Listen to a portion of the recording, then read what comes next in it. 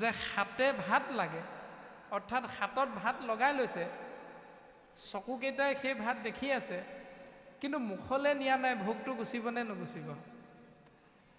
আমি সকলোৱে জানো ভোক কেতিয়াও নুগুচে। তাকেই উদাহৰণ দিছে। তথাপিতো পুৰুষৰ ক্ষুধা নপলায়। হাতত যদি ভাতকেইটা এনেকৈ সানি দিয়ে, চকুকেইটা দেখুৱাই দিয়া ভাতকেইটা, ভৰিটো যদি ভাতকেইটা সানি দিয়ে, পানী যিহেতু অকণমান আগতে ঢালিয়ে আহিছে হাতে ভৰিয়ে, আকৌ ভাতকেইটা যদি এনেকৈ গাত যদি সানি দিয়ে, ভোকটো গুচিবনে? নুগুচে। ৰাম কৰ্মটো কুশল নোহে, ইন্দ্ৰিয় যে গণ, যাব দেখে পুৰুষৰ তুষ্ট নোহে মন। এনেকৈ ইন্দ্ৰিয়বিলাকে যি কৰ্মই নকৰক কিয়, মন কিন্তু কেতিয়াও সন্তুষ্ট নহয়। ৰাম বিষয় গহন কৰে, যাৰ যেন মন, মাধৱৰ পূজা ক জানিবা সেই থান। হৰি তুষ্ট ভৈলে চৰাচৰৰ তৃপ্তি, শুনা কহুৱাত এক উত্তম যুগুতি।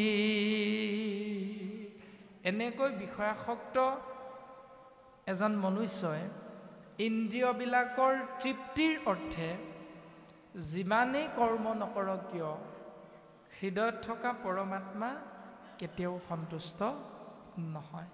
কিন্তু যদি হৃদয়ৰ পৰমাত্মাক আমি সেই আহাৰ পোনে পোনে পঠিয়াই দিওঁ, তেতিয়াহ'লে 10টা ইন্দ্ৰিয় আপোনা আপুনি সন্তুষ্ট হৈ যায়। তাৰমানে হাতে যিটো পাব লাগে সেই শক্তিটো পাই যায়, চকুকেইটাই যিটো শক্তি পাব লাগে সেইটো পাই যায়, ভৰিকেইটাই চলাচল কৰিবলৈ যিটো শক্তি পাব লাগে সেইটো শক্তি আপোনা আপুনি পাই যায়। গতিকে এই উদাহৰণে আমাক সিদ্ধান্ত দিছে, কৃষ্ণক পুজিলে পূজা সমস্তৰে হয়, পৃথকে পুজিলে পূজা কেহু নলয়। হাতত ভাত সানি দিয়া মানে পৃথকে পুজিলোঁ, ভৰিকেইটাত ভাত সানি দিয়া মানে পৃথকে পুজিলোঁ, পুখুৰীৰ পৰা টিঙে টিঙে পানী হাতখনত ঘঁহি দিয়া মানে বোকাখিনি গ'ল, কিন্তু হাতখনে পিয়াহটো পূৰ কৰিব নোৱাৰিলে। সেই দৰ্শনটো গুৰুজন বস্তুৱে আমাক এনেকৈ দিছে। তাৰ পাছত আকৌ এটা উত্তম দৰ্শন দিছে, শুনা কহো আত এক উত্তম যুগুতি, সূৰ্যৰে সে পৰায়াসে, বৰ্ষা কালে জল, পুনৰপি গ্ৰীষ্ম কালে আকৰ্ষে সকল। যিহেতু জলৰ উৎপত্তি সূৰ্যৰ পৰা, সাগৰৰ পৰা, জুইৰ উৎপত্তি সূৰ্যৰ পৰা, সেইকাৰণে জুই উৎস সূৰ্যৰ পৰা হোৱাৰ কাৰণে জুই সূৰ্যৰ ফালেহে ধাৱমান হয়। জল যিহেতু সাগৰৰ পৰা উৎপত্তি, সেইকাৰণে জল সাগৰৰ ফালে ধাৱমান হয়। সাগৰৰ জল আকৌ আকাশৰ পৰা উৎপত্তি হৈছে, সেইকাৰণে জল ওপৰলৈহে ধাৱমান হয়। কিন্তু এজোপা আম গছ বা এজোপা গছ যিহেতু মাটিৰ পৰা জন্ম হৈছে, সেইকাৰণে গছজোপাত লগা ফলটো ওপৰলৈ নগৈ মাটিলৈ গুচি আহে। কিন্তু যাৰ উৎপত্তি যিটো কেন্দ্ৰস্থল, সি তাৰ ফালেহে সদায় ধাৱমান হয়। ঠিক তেনেকৈ মাটি ক'ৰ পৰা সৃষ্টি হ'ল, পানী ক'ৰ পৰা সৃষ্টি হ'ল, বায়ু ক'ৰ পৰা সৃষ্টি হ'ল, অগ্নি ক'ৰ পৰা সৃষ্টি হ'ল, আকাশনো ক'ৰ পৰা সৃষ্টি হ'ল, এই 5টা ভূত যিজনৰ পৰা সৃষ্টি হৈছে, সেই তত্ত্বটোৰ নাম হ'ল ভগৱান।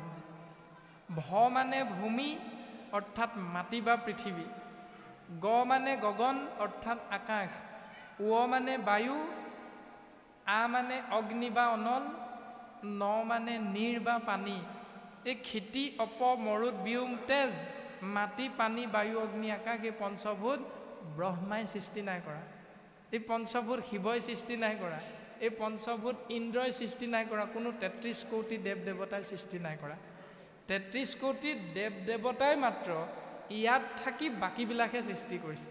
উদাহৰণ এটা আমি চাব পাৰোঁ। ভগৱন্ত কৃষ্ণই পঞ্চভূত নিৰ্মাণ কৰি সত ৰজ তম 3 গুণ সৃষ্টি কৰি সেই 8টা গুণ মায়াক অৰ্পণ কৰিলে আৰু মায়াই সেই 8টা গুণ 8টা তত্ত্বক লৈ 3টা জীৱদেহৰ সৃষ্টি কৰিলে আৰু সেই 3টা জীৱদেহৰ নাম হ'ল ব্ৰহ্মা বিষ্ণু শিৱ। সেইকাৰণে গীতাশাস্ত্ৰত কৈছে ব্ৰহ্মা বিষ্ণু মহেশক দুৰ্গাই স্ৰজন্ত। দুৰ্গা মানে মায়া, মায়াৰ দ্বাৰা সৃষ্টি হৈছে তেওঁলোক। আকৌ মায়াৰ দ্বাৰা সৃষ্টি হোৱাৰ পাছত তেওঁলোকে লৰচৰ কৰিব নোৱাৰে, একে পৰমাত্মা কৃষ্ণ তত্ত্বত 3টা ভাগত ভাগ হৈ তাত নিজে সোমাই দিছে আৰু সোমাই লোৱাৰ পাছতহে সেই শৰীৰবিলাকে লৰচৰ কৰিব পাৰিছে। এতিয়া ব্ৰহ্মাৰ দৰ্শনটো কি? ধৰি লওক আপোনালোকৰ চাৰিঙীয়া গাঁৱৰ এজন ব্যক্তিয়ে এটা ভাল চাকৰি পালে। চাকৰিটো পাই 4 বছৰমানৰ মূৰত দেউতাকৰ মাটিডোখৰত নাথাকি টাউনৰ ফালে অকণমান ওলাই যোৱাটো চিন্তা কৰি টাউনত মাটি এডোখৰ কিনিলে। মাটিডোখৰ কিনি হাৰ্ডৱেৰ দোকান এখনৰ পৰা শিল, ইটা, বালি, চিমেণ্ট, ৰড এইবিলাক দোকানীজনৰ লগত কথা পাতি তেওঁ কিনি লোৱা মাটিডোখৰত পেলাই ল'লে। পেলাই লোৱাৰ পাছত এখন ঘৰ নিৰ্মাণ কৰিবলৈ এজন মিস্ত্ৰী বিচাৰিলে। এতিয়া সেই মিস্ত্ৰীজনৰ নামটো হ'ল ব্ৰহ্মা। মিস্ত্ৰীজনক গোটেইখিনি দিলে, মাটি, পানী, বায়ু, অগ্নি, আকাশ সেইকেইটা ভগৱানে দি দিছে। এতিয়া তুমি জীৱ সৃষ্টি কৰা। এতিয়া ব্ৰহ্মাই আকৌ ময়দানৱ বিশ্বকৰ্মাকে ধৰি যোগালীবিলাকক লৈ তেওঁ এই ব্ৰহ্মাণ্ডখনত জীৱ সৃষ্টি কৰিছে। সেই দৰ্শনটো শাস্ত্ৰই আমাক দিছে। তাৰমানে ইটা মিস্ত্ৰীজনে নিৰ্মাণ কৰা নাই, চিমেণ্ট মিস্ত্ৰীজনে নিৰ্মাণ কৰা নাই, ৰড মিস্ত্ৰীজনে নিৰ্মাণ কৰা নাই, এইবিলাক বেলেগ বেলেগ কোম্পেনীয়ে বনাইছে। আৰু সেই কোম্পেনীবিলাকৰ পৰা এজন মালিকে অৰ্থাৎ মাটিডোখৰ কিনা ব্যক্তিজনে পইচা দি সেইডোখৰত একগোট কৰিলে আৰু ব্ৰহ্মাৰূপী মিস্ত্ৰীজনৰ দ্বাৰা সেই ঘৰখন সুন্দৰকৈ নিৰ্মাণ কৰিলে। এতিয়া প্ৰশ্নটো হ'ল আপোনালোকৰ গাঁৱৰ ব্যক্তিজনে যেতিয়া টাউনত সেই ঘৰখন ল'ব, যিদিনা ৰং পেইণ্ট কৰিলে, ধুনীয়াকৈ ঘৰখন নিৰ্মাণ কৰাৰ পাছত যেতিয়া ঘৰখনত সোমাবলৈ পৰিয়ালটো চিন্তা কৰিব আৰু চিন্তা কৰাৰ পাছত যেতিয়া নাম এষাৰ পাতিব, আপোনালোককতো মাতিবই নিশ্চয়। নিমন্ত্ৰণ কৰাৰ লগে লগে কোনোবা এজন বাপে বাৰু মিস্ত্ৰীজনক নিমন্ত্ৰণ কৰা উদাহৰণ আছে নাই? ঘৰ যে নিৰ্মাণ কৰি দিছিলে মিস্ত্ৰীজনক মাতে নাই আপোনালোকে? মাতেনে? নেমাতে, পাহৰি থাকে মিস্ত্ৰীজনক মাতিবলৈ। সেই কথাটো কোৱা হৈছে যে ঘৰখনত সেইদিনা সোমাবৰ বাবে এক ঈশ্বৰ কৃষ্ণক মাতো, হে প্ৰভু তুমি যেন মংগল কৰি। এতিয়া মিস্ত্ৰীজনে কোনোবা এদিনা আপোনাক মোক আহি ঘৰত দম দিয়েহি নেকি? ময়ে ঘৰটো বনাই দিলোঁ, ময়ে ৰং পেইণ্ট কৰি দিলোঁ, অথচ নাম লোৱা সেইদিনা ঘৰত সোমাওঁতে মোকে নেমাতিলা কেলে? তাৰমানে উত্তৰটো হ'ল তেওঁক ঘৰটো নিৰ্মাণ কৰাৰ বিনিময়ত তেওঁক নিৰ্দিষ্ট পাৰিশ্ৰমিক দি দিয়া হৈছে। সেই দৰ্শনটো গুৰুজনে আমাক দিছে যে তেওঁলোকক নামাতিলেও কোনোদিন আহি তোমালোকক উভতি নকয়হি আৰু কেলে নামাতিলা বুলি। কাৰণ কৃষ্ণক সন্তুষ্ট কৰি দিয়াৰ লগে লগে সমস্তজন সন্তুষ্ট হয়। এনেকৈ আমাক উদাহৰণ দিছে। হেৰাম সেহি মতে জানা তুমি সকল জগত, মাধৱৰ সন্তে হুৱে লীন মাধৱত। তাৰমানে অনন্ত কোটি ব্ৰহ্মাণ্ড সৃজন হৈছে ভগৱন্তৰ কৃপাৰ বশত, কটাক্ষতে সৃষ্টি হৈছে। সেইকাৰণে লীনো যাব তেওঁতেই। গতিকে তেওঁকে চিন্তা কৰিলে জীৱই আমি এই সংসাৰৰ যি মায়া, এই মায়াৰ পৰা পৰিত্ৰাণ পাব পাৰিম। ৰামে মাধৱে সে জগতৰ উৎপত্তি কাৰণ, এতেকে সে পূজ্যতম সুন্ত নাৰায়ণ।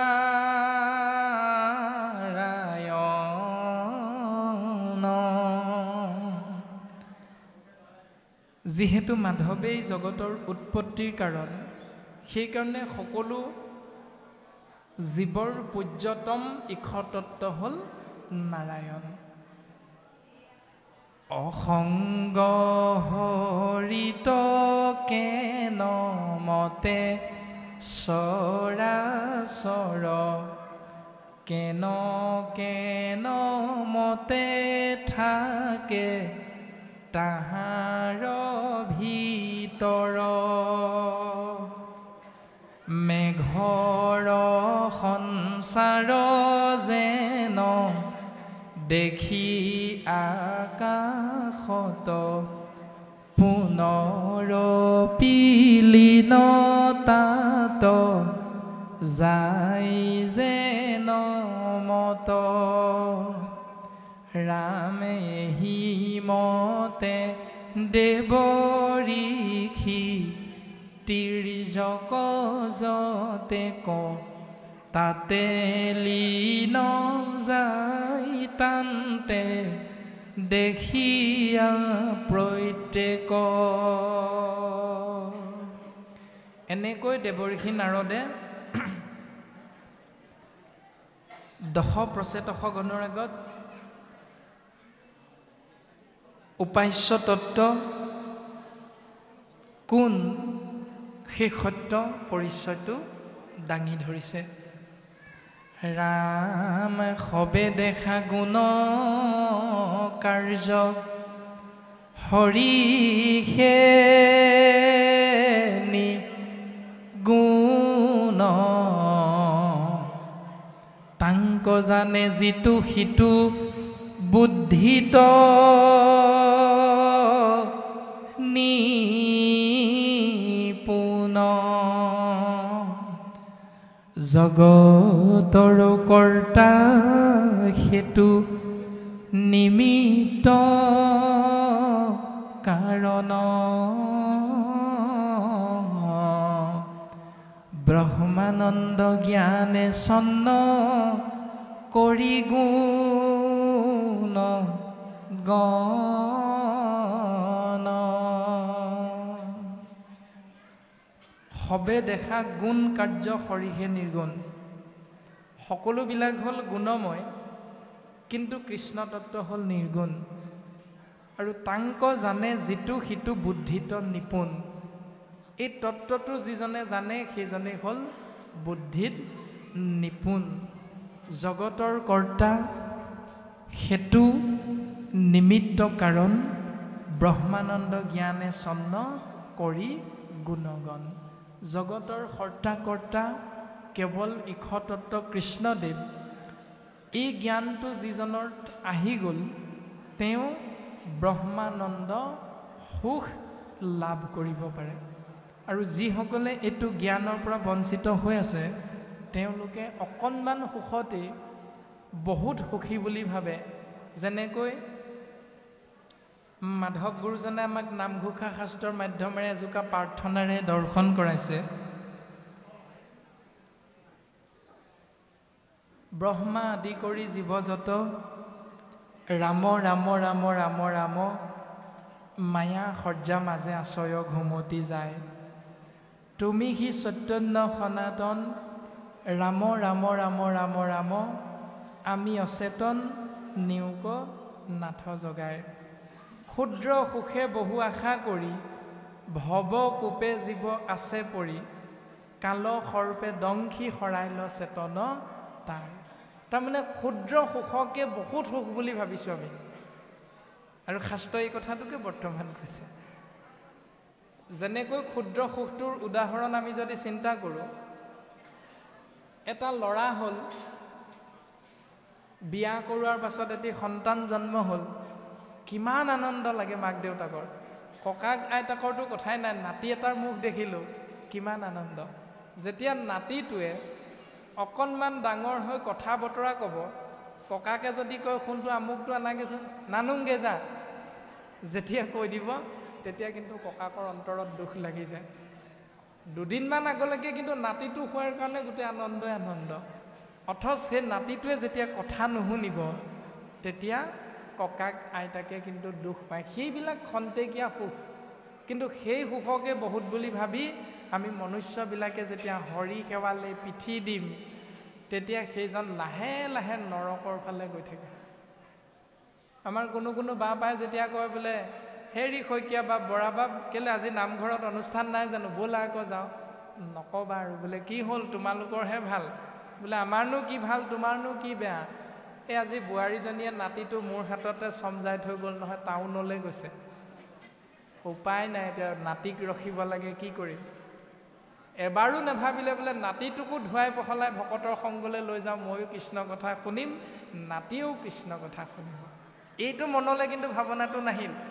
দায়িত্বটো দি থৈ গ'ল বোৱাৰীয়ে, নাতিটোক চাব দেউতা, মই টাউনৰ পৰা বৰ বেছি দেৰি নকৰোঁ। এতিয়া সেইটো সুখ পাবলৈ গৈ সত্য শুদ্ধ শাশ্বত বস্তু কৃষ্ণ নাম ভকত সেৱাৰ পৰা নিজকে বঞ্চিত কৰিলে। যিটো সন্তানৰ মেট্ৰিক পৰীক্ষাৰ বাবে আপুনি মই অহংকাৰ কৰিলোঁ, ভাল ৰিজাল্টটো দিলে, ফলাফলটো দিলে, বোলে ল'ৰা কাৰ, আজি 3 মাহ দিনক ৰাতিকৈ ৰাতিক টোপনি ক্ষতি কৰি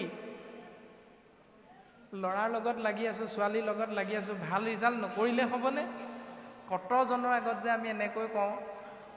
কিন্তু যিদিনাই চাকৰি এটা পাই বোৱাৰী এজনী আনি ভুৰুংকৈ উৰা মাৰিব, সেইদিনাৰ পৰা সেই সুখটোকে দুখ ভাবি আপুনি মই সা সমনীয়া কাঢ়ি থাকিম। সেইকাৰণে ব্ৰহ্মাদি কৰি প্ৰাৰ্থনাটোত কৈছে, ক্ষুদ্ৰ সুখে বহু আশা কৰি ভৱ কোপে জীৱ আছে পৰি। এই সংসাৰত আমি জীৱবিলাক এনেকৈ বৰ্তি আছোঁ। এতিয়া ভুলটো কেলে হ'ল আমাৰ? ভুলটোতো হ'ব নালাগিছিল, আমিতো ঈশ্বৰৰ সেৱক। ভুলটো হ'ল কেনেকৈ? ধন্যবাদটো আমি ঈশ্বৰক নিদি নিজে ল'লোঁ। প্ৰমাণটো কি? মেট্ৰিক পৰীক্ষা বা হায়াৰ ছেকেণ্ডেৰী পৰীক্ষা বা এটা ইণ্টাৰভিউ দিয়াৰ প্ৰাক মুহূৰ্তত আমি পিতৃ মাতৃসকলে সন্তানটোৰ মংগলৰ অৰ্থে গুৱা পাণ, অৰিহণা, পায়স, পৰমান্ন, তামোল পাণ এইবিলাক আমি ক'ত দিওঁগৈ বাৰু? নামঘৰলৈ যাওঁ নাই বাৰু? ছোৱালীজনীয়ে মেট্ৰিক পৰীক্ষা দিব, দুদিনৰ আগত চাদৰ মেখেলা পিন্ধুৱাই মই নামঘৰলৈ লৈ যাওঁ, বোলে আইজনী ব'লাচোন নামঘৰত সেৱা ভাগ কৰি আহোঁ। নহ'লে কোনোবা দুজনে ঘৰলৈকে ভকত 5জনমান মাতিব, চাহ অকণ উলিয়াব, তাৰপাছত হৰি ৰাম কৰি আশীৰ্বাদটো দিব। ভগৱন্তই দেখিলে মোৰ ভক্তই মোৰ পৰা কৃপা বিচাৰিছে, তথাস্তু বুলি কৈ ভগৱন্তই কৃপা কৰে। কৃপাটো কোনদিনা বুজি পাম? যিদিনা ফলাফলটো ওলাব।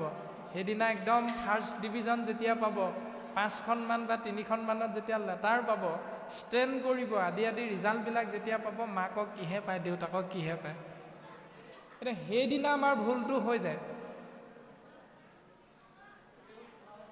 ভুলটো কেনেকৈ হয় আপোনালোকে নিশ্চয় অনুমান কৰিছে। কৃপা বিচাৰি আশ্ৰয় কৰিছিলোঁ গুৰুদেৱ নাম ভকত। কৃপা বিচাৰি আশ্ৰয় কৰিছিলোঁ গুৰুদেৱ নাম ভকত। ধন্যবাদটো নিদিলোঁ গুৰুদেৱ নাম ভকতক। ধন্যবাদটো কাক দিলোঁ জানে?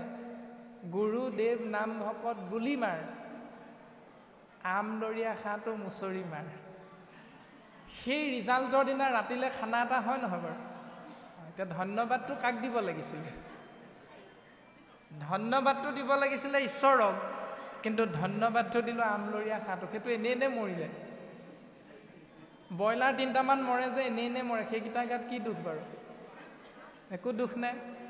কোনোবাই ভাল ৰিজাল্ট কৰিছে, কৰি থাকক, সিহঁতক আকৌ কি দুখে পালে মাৰিবলৈ। এইবিলাক আপোনাৰ মোৰ চিন্তা নকৰা অপৰাধ কৰ্মবিলাক। সেইকাৰণে পাছৰ পৰ্যায়ত সেই সন্তানটোৰ পৰা আপুনি মই দুখ পাব লগা হয়। যদি ধন্যবাদটো ঈশ্বৰক দিলোহেঁতেন, তেতিয়া ঈশ্বৰে পাছৰ পৰ্যায়তো কৃপা কৰি থাকিলহেঁতেন। কিন্তু সেইখিনিতে ঈশ্বৰৰ কৃপাটো আপুনি মই নাশ কৰি পেলালোঁ। মানে খুটি পুতি উজত খোৱাৰ যিটো ব্যৱস্থা, শাস্ত্ৰত প্ৰত্যেকজন ৰজা মহাৰজাই ধন্যবাদ ঈশ্বৰক দিছে। চাবচোন, আনৰ হেতু নাই, ঈশ্বৰেহে ইচ্ছা ভৈল কৃষ্ণ স্বামী। যে আন একো কাৰণ নাই। আমাৰ গৃহত আজি সেৱকী বাপধন বৰা বাপৰ আমন্ত্ৰণ গণে আপোনালোক যে আহিলে, দুদিনমানৰ পাছত যেতিয়া বাপজনাক ক'ব আপোনালোকৰে কোনোবা এজনে, বোলে ভকত কিন্তু বহুত হৈছিলে, বৰ সুন্দৰ অনুষ্ঠান এভাগ কৰিলা দেই বাপধন। বাপধন বাপজনাই যদি কয়, অনুষ্ঠান কৰিছোঁ কোনে? ভকত কিয় নাহিব, মই কি ভকতৰ ঘৰলৈ নাযাওঁ নেকি? তাৰমানে সেই অহংকাৰটো যেতিয়া কৰি দিম, আজি অনুষ্ঠানটোৰ সমস্ত ফলাফল সেইদিনাই নাশ হৈ যায়। যদি তেওঁ ক'লেহেঁতেন বা কয়, আমি এনেধৰণে যদি ক'বলৈ চিন্তা কৰোঁ, বোলে সকলো ঈশ্বৰৰ ইচ্ছাতহে হৈছে, আমিতো নাই কৰা, আমি মাত্ৰ নিমিত্তহে, ঈশ্বৰে আমাক হৃদয়ৰ পৰা আজ্ঞা কৰিছে তুমি ভকতৰ সেৱা কৰা, সেইমতে আমি ভকতক নিমন্ত্ৰণ কৰিছোঁ আৰু আপোনাসব আহি অনুষ্ঠানভাগী সফলতা ৰূপ দিলে, গতিকে সেইটো আমাৰ কৃতিত্ব নহয়, সেইটো আপোনাসবৰ উপস্থিতিৰ কাৰণেহে সেই অনুষ্ঠানভাগী সৌন্দৰ্যতা বৃদ্ধি হৈছে। সেইটো ভকতক বা ঈশ্বৰক দিব লাগিব ধন্যবাদটো। যদি নিজে লওঁ বোলে মই নকৰাহেঁতেন কৰিলিহেঁতেন, এইটো ভবাৰ লগে লগে সমস্তখিনি শুভ ফল সিমানতে লোপ পায় বা নাশ হয়। এইখিনি দৰ্শন বৰ্তমান শাস্ত্ৰই আমাক দি আছে। ৰাম প্ৰকাশ কৰন্ত কিছু নাহিকে প্ৰয়াস, ভক্তি ভাবে সাক্ষাতে ভজিও হৃষিকেশ। ৰামে মুখ এৰি নাকে কাণে ভুঞ্জিবে ক ভাত, ঘৰ এৰিবনে কোনোৱে পাৰিবে কপাত। সেই ১০০% গণ গুৰুজনাই ক'লে, সেই সুধীবৃন্দ তোমালোকে চোৱাচোন, সমস্ত যেতিয়া সৃষ্টি স্থিতি প্ৰলয়ৰ গৰাকী কৃষ্ণ তত্ত্ব, গতিকে তেওঁৰ চৰণ চিন্তা কৰা। এটা উদাহৰণ দিলে আকৌ, মুখ এৰি নাকে কাণে ভুঞ্জিবে ক ভাত, ঘৰ এৰি বনে কোনে পাৰিবে ক পাত।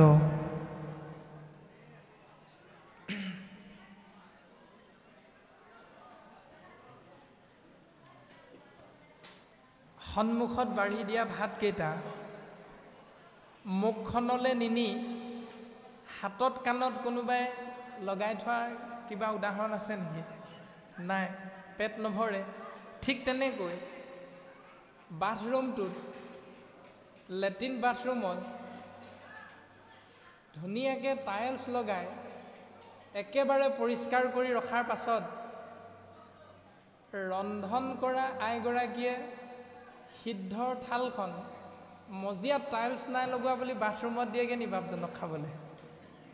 বাথৰুমটো ইমান ধুনীয়াকৈ টাইলছ লগাই থৈছোঁ, এই ৰান্ধনীশালত টাইলছ লগাব পৰা নাই, পাছে পৰে লগাম বাৰু, এতিয়া আপুনি বাথৰুমতে খাওক, গৈ যাওক। কোনোবাই বাথৰুমত দিয়েনে ভাত খাবলৈ? নিদিয়ে। এই উদাহৰণ দিছে। আৰু কেনেকৈ ক'ব আমাক গুৰুজন বস্তুৱে?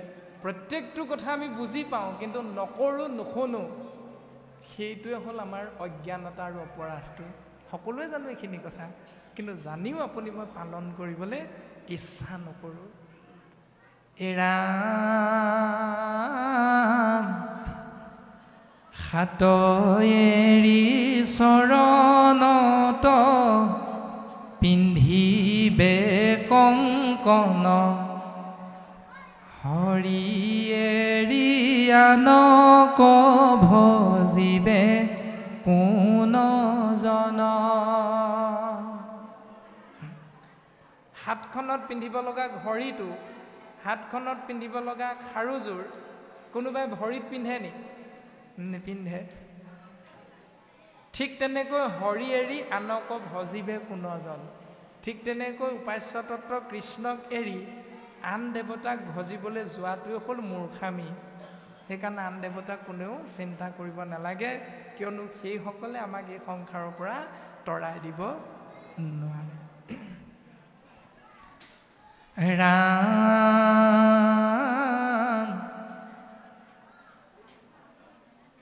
শুনা কহোঁতে বে হৰি ভজন ৰীত, সৰ্বভূতে দয়া কৰিবা প্ৰতি নিত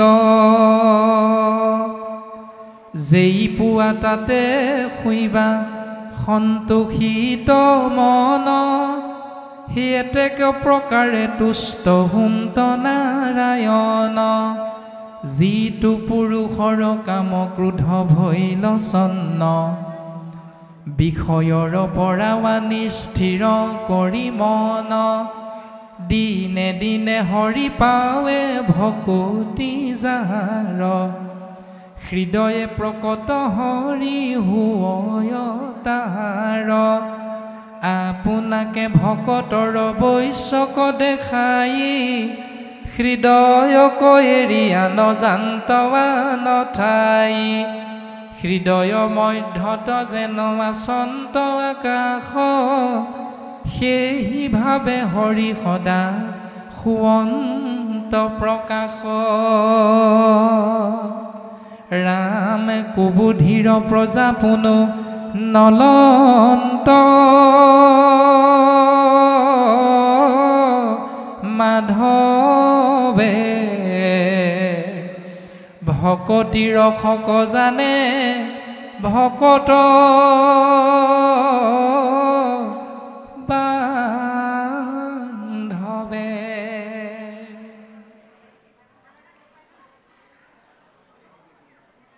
মিখলাই কৰা পূজা ঘোঁৰাৰ চিংগাৰতে সুখ নাই কটি ভাঙে তাৰ যেন শিমলুৰ পুষ্প পৰি থাকে তলে সেইমতে অভক্তৰ দ্ৰব্য নলওঁ সকলে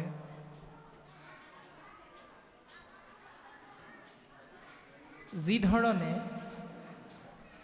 শিমলু গছ এতিয়া ফুল ফুলি আছে আপোনালোকে দেখিছে সেই শিমলু গছৰ ফুল ডাল ভৰি ভৰি লাগি থাকিলেও আমি কোনেও সেই ফুল বুটলি নলওঁ আৰু আদৰো নকৰোঁ ঠিক তেনেকৈ মিখলাই কৰা পূজা ভাগ ভগৱন্তই গ্ৰহণ নকৰোঁ বুলি কৈছে সেইখিনি অভক্তৰ দ্ৰব্য হয় তাৰমানে বিশ্বকৰ্মা পূজাও পাতিছোঁ গোপাল গোবিন্দ যদুনন্দন কৃষ্ণৰ চৰণে লৈলো শৰণ বুলিও নামষাৰ ডাকিছোঁ সন্মুখত আছে বিশ্বকৰ্মা কিন্তু নামটো লৈছোঁ কৃষ্ণৰ এতিয়া আহিব কোনজন সেইটো হ'ল মিখলাই কৰা পূজা পিতৃ মাতৃ পৰলোকগামী হ'ল কৃষ্ণ নামষাৰ ল'লোঁ উদ্দেশ্য পিতৃ মাতৃ স্বস্থানে গমন কৰক সেইটোৱে উদ্দেশ্য প্ৰশ্নটো হ'ল পিতৃ মাতৃ নমৰিলহেঁতেন যেনিবা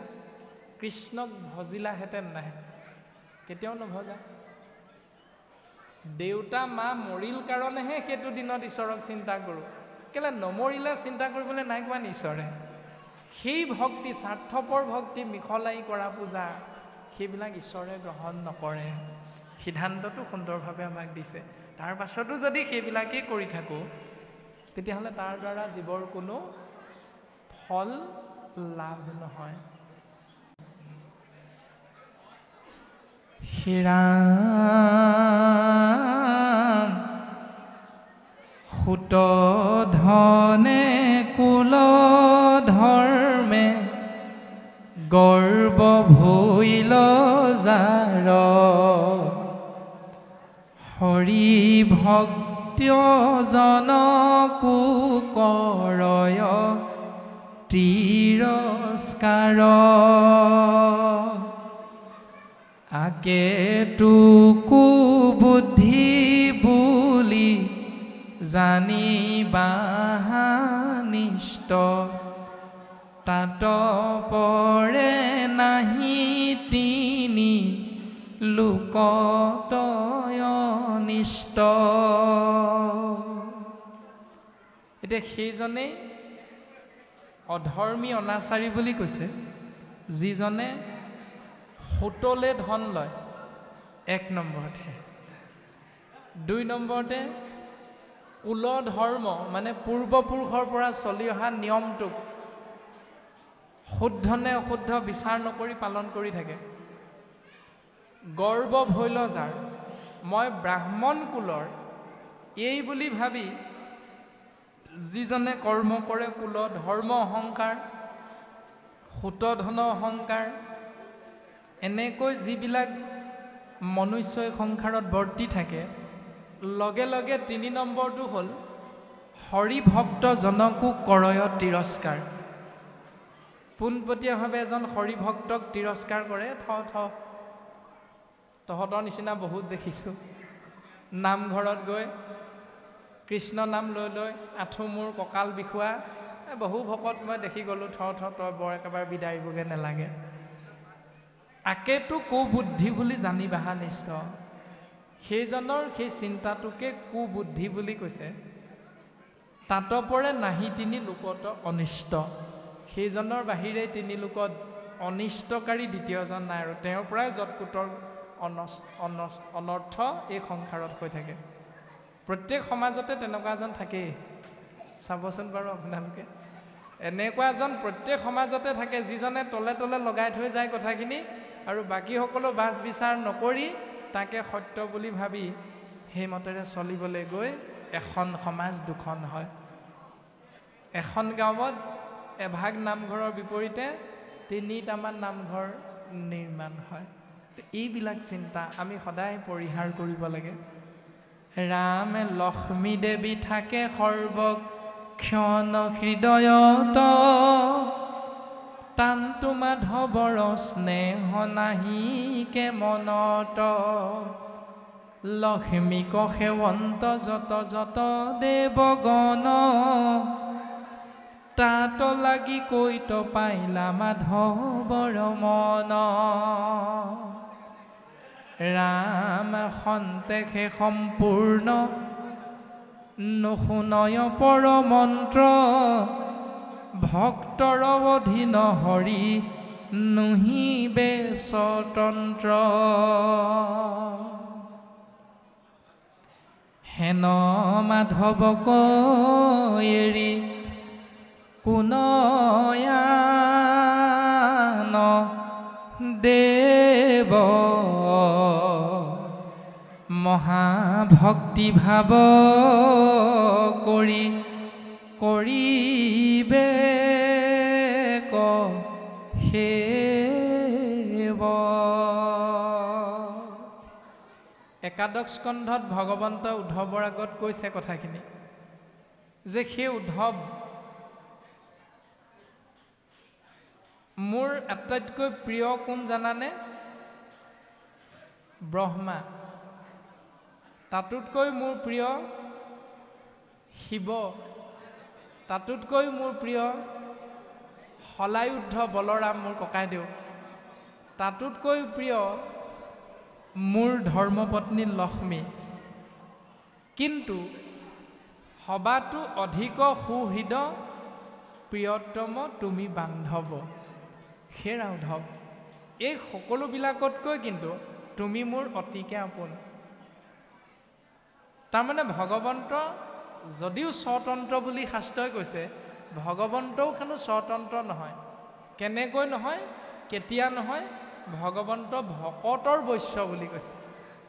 সেইকাৰণে শাস্ত্ৰই কৈছে ভগৱন্ত স্বতন্ত্ৰ যদিও ভকতৰ বৈশ্য হোৱাৰ কাৰণে ভকতহে হেনো ভগৱন্ততকৈ শ্ৰেষ্ঠ। দেৱতু তীৰ্থটো কৰি ভকতে সেবৰ ভকতক ভজিলে গুচয় কৰ্ম জৰ। এজন দেৱতাক সেৱা কৰা তীৰ্থক্ষেত্ৰত গৈ ভ্ৰমণ কৰা যিমান পুণ্য তুমি লাভ কৰিবা গো কোটি দানং গ্ৰহণেশ কাশী মাগে প্ৰয়াগে যদি কল্পবাসী সুমেৰু সমান সুবৰ্ণ দানং ন তুল্যং গোবিন্দ নামং। 1 কোটি গৰু যদি ব্ৰাহ্মণক দেৱ দান 1 কোটি গৰু যদি ব্ৰাহ্মণক দান দিয়া সূৰ্যগ্ৰহণ চন্দ্ৰগ্ৰহণ আদিবিলাকত 1 পষেকমান গৈ যদি কাশী গংগা গয়া বৃন্দাবন মথুৰা ক্ষেত্ৰত তুমি ভ্ৰমণ কৰি আহা যিমান পুণ্য পাবা সুমেৰু পৰ্বতটোৰ সমান। যদি সোণ দুখীয়াক তুমি দান দিয়া যিমান পুণ্যৰ গৰাকী হবা, ন তুল্য সেই পুণ্য তুলনা কৰিব পৰা নাযাব গোবিন্দ নাম। এক কৃষ্ণ নামে যত পাপ সংঘৰিতে পাৰে, ততে পাতকী পাপ কৰিতে নপাৰে। এবাৰ কৃষ্ণ বুলি ক'লে তুমি যিমান পুণ্যৰ গৰাকী হবা, সেই সিমান পুণ্য গণনাই নহয় ইয়াৰ লগত। তেতিয়াহ'লে আমি কোনটো কৰিম এতিয়া? শাস্ত্ৰই যিহেতু আমাক পথটো দেখুৱাইছে, গতিকে আমি কৰিব লাগিব কোনটো পথ আশ্ৰয়। ভগৱন্ত হৃদয়তে লক্ষ্মী থাকে, কিন্তু থকাৰ পাছতো লক্ষ্মীকো ভগৱন্তই সিমান ভাল নাপায় যিমান ভাল এজন ভকতক তেওঁ পায়। গতিকে আমি ভকত হ'বলৈ চেষ্টা কৰিব লাগিব আৰু কৃষ্ণ নাম আশ্ৰয় কৰি জীৱন ধন্য কৰা আমি প্ৰত্যেকে প্ৰয়াস কৰিব লাগিব। হেন মাধৱক এৰি কোন আন দেৱ, মহাভক্তি ভাৱ কৰি কৰিবেক সেৱ। সেইজন ঈশ্বৰ কৃষ্ণ মাধৱক এৰি এনে কোন শ্ৰেষ্ঠ আছে যাক ভকতে সেৱা কৰিব লাগে? তাৰমানে মাধৱেই হ'ল শ্ৰেষ্ঠ। কৃষ্ণ নিজ ইষ্টদেৱ, কৃষ্ণই হ'ল এজন হৰিধাৰী মনুষ্যৰ ভজনীয় তত্ত্ব। আৰু সেইজন কৃষ্ণৰ চৰণ চিন্তা কৰাৰ লগে লগে কৃষ্ণত গতিমতী, কৃষ্ণত ভকতিৰতী, কৃষ্ণ পাৱে নিমজুক মন। তেওঁৰ চৰণত যদি আমি মন প্ৰাণ অৰ্পণ কৰিব পাৰোঁ, তেতিয়াহ'লে কৃষ্ণৰ দ্বাৰাহে জীৱৰ পৰম গতি লাভ হ'ব। আৰু এনেকৈ দেৱঋষি নাৰদে দশ প্ৰচেতস গণৰ আগত প্ৰকাশ কৰিছে, হেৰাম গোবিন্দৰ ভকত বৎসল গুণ জানি, হৰিৰ চৰণ এৰিবেক কোন প্ৰাণী। গোবিন্দ মহাপ্ৰভুৰ এনেকুৱা ভকত বৎসল গুণটো জানিব পাৰি কোন প্ৰাণীয়েনো তেওঁৰ চৰণটো চিন্তা নকৰাকৈ থাকিব পাৰিব বাৰু? ভকত বৎসল হৰি আপোনাৰভাৱে জানেই, সিদ্ধান্তও দিছে সুন্দৰভাৱে। ৰাম আনো নানা হৰি কথা, প্ৰচেত আগে প্ৰপঞ্চিয়া কহিলা, নাৰদ ভাগে। এনেকৈ আৰু বিভিন্ন ধৰণে কৃষ্ণ কথা প্ৰকাশ কৰিলে দেৱঋষি নাৰদে দশ প্ৰচেতস গণৰ আগত। তাৰ পাছত অনুজ্ঞালভিয়া ভৈলা, হৰষিত মন, নাৰদু চলিয়া গৈলা, ব্ৰহ্মাৰ ভুৱন। তাৰ পাছত দেৱঋষি নাৰদে দশ প্ৰচেতস গণৰ ওচৰৰ পৰা বিদায় লৈ পিতৃ ব্ৰহ্মাৰ স্থানলৈ প্ৰত্যাগমন কৰিছে। তাৰ পাছত নাৰদৰ মুখে শুনি, অ হৰি কথা ৰস পৰম পবিত্ৰ ভৈলা, দশ প্ৰচেতস।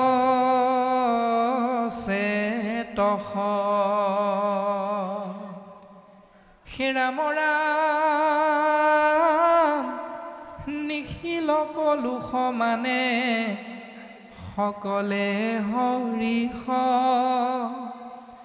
মাধৱৰ পাদ পদ্মে, চিত্ত নিমজিল,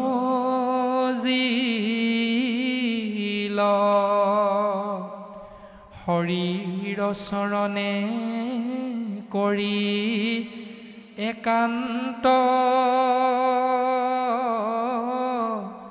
ভকতি ৰাজাৰ নন্দন গণে পাইলা তান গতি। এনেকৈ বৈকুণ্ঠৰ পাৰিষদ দেৱৰ্ষি নাৰদৰ যি অমৃতবাণী কৃষ্ণ নাম তত্ত্ব লাভ কৰি দশ প্ৰচেতসগণৰো মন কায় বাক্য পৰম পবিত্ৰ হৈ গ'ল আৰু তেৰা সমস্তয়ো এই সংসাৰৰ পৰা পৰম গতি লাভ কৰিলে। ৰাম সকলে কহিলো মই তোমাৰ আগত পুনু পুনু বিদুৰ পুছিলা যত যত প্ৰচেতস নাৰদ সম্বাদ বিপৰীত জগত পাৱন জাত আছে হৰি গীত।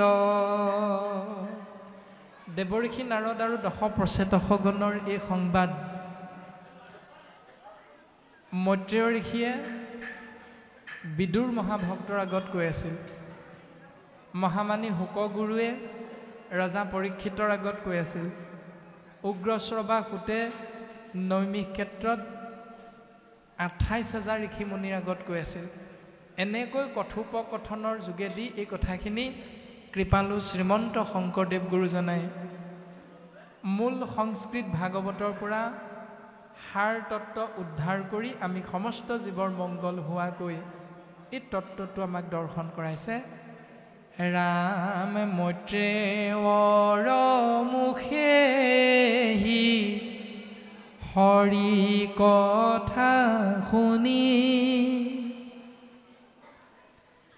মহাবুদ্ধি বিদুৰে ধৰিলা মনে গুণী মাধৱত ধৰিলো সুহৃদ ভক্ত ভাৱ প্ৰেমৰ ৰসে বিদুৰৰ ৰোমাঞ্চি লগাৱ। মহাভক্ত মৈত্ৰেয়ৰ মুখে শুনা এই হৰি কথা মহাবুদ্ধি ভাৱযুক্ত হৈ বিদুৰে আশ্ৰয় কৰিলে আৰু মাধৱক সুহৃদ ভক্তি ভাৱাপন্ন হৈ প্ৰেম ৰস আশ্ৰয় কৰা বিদুৰৰ শৰীৰ এই পথত ৰোমাঞ্চিত হৈ গৈছে। ৰাম দুই নেত্ৰ ভৰি সৰসৰি পৰে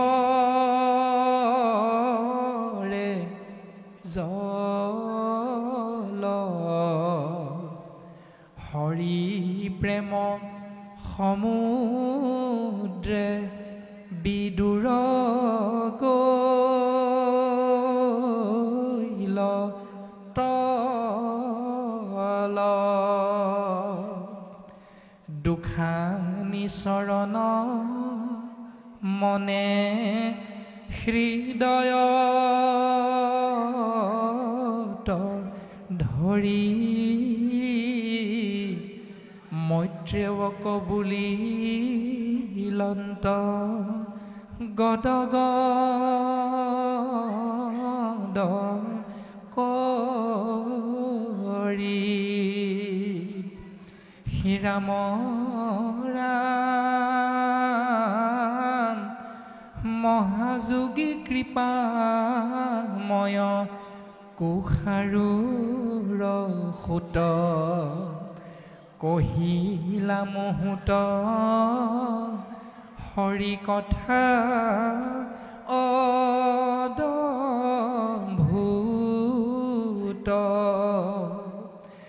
দেখাইলা গুৰু তুমি অজ্ঞানৰ পাৰ তৰিলো সংসাৰ কূপ প্ৰসাদে তোমাৰ এহি বুলি প্ৰদক্ষিণ কৰি বাৰম্বাৰ আজ্ঞা কলভিয়া কৰিলন্ত নমস্কাৰ ৰাম ৰাম হস্তিনাপুৰক গৈলা পৰম উৎসুকে জ্ঞাতিক দেখিবে হৰি পদধৰি বুকে হেৰাম দশ প্ৰচেতস কথা শুনে জীৱাজন আয়ুযশ বাঢ়ে হোৱে ভক্তি বিবৰ্ধন ইহলোকে থাকে যাৱে শৰীৰ কল্যাণ দেহা পৰিহৰি পাৱে বৈকুণ্ঠ স্থান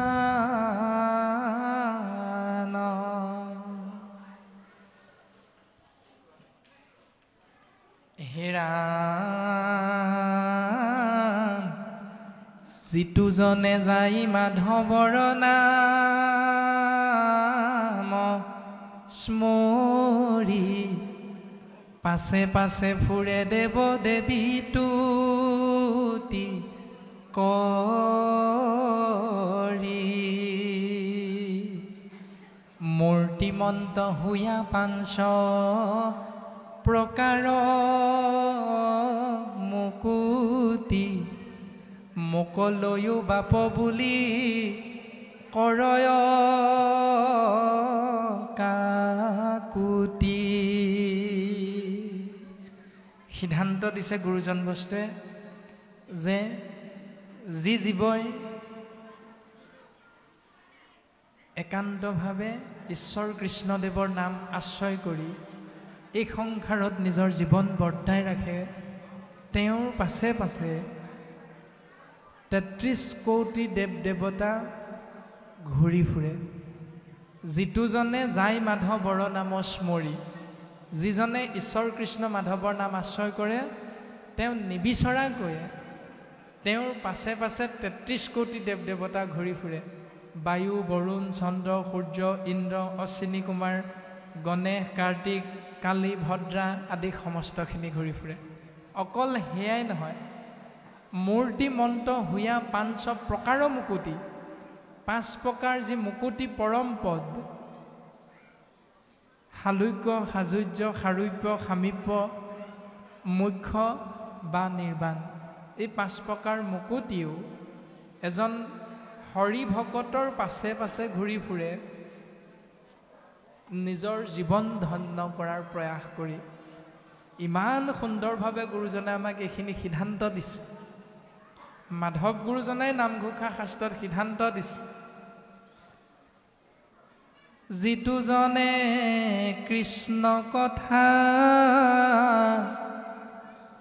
বিচাৰে সময়ে মনে ধৈৰ্য ধৰি ক্ষণে কথা কয়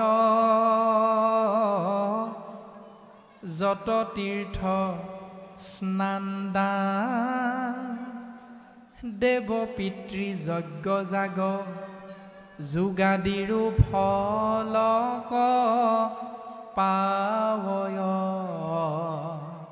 ৰাম যোগাদিৰো ফলক পাৱয়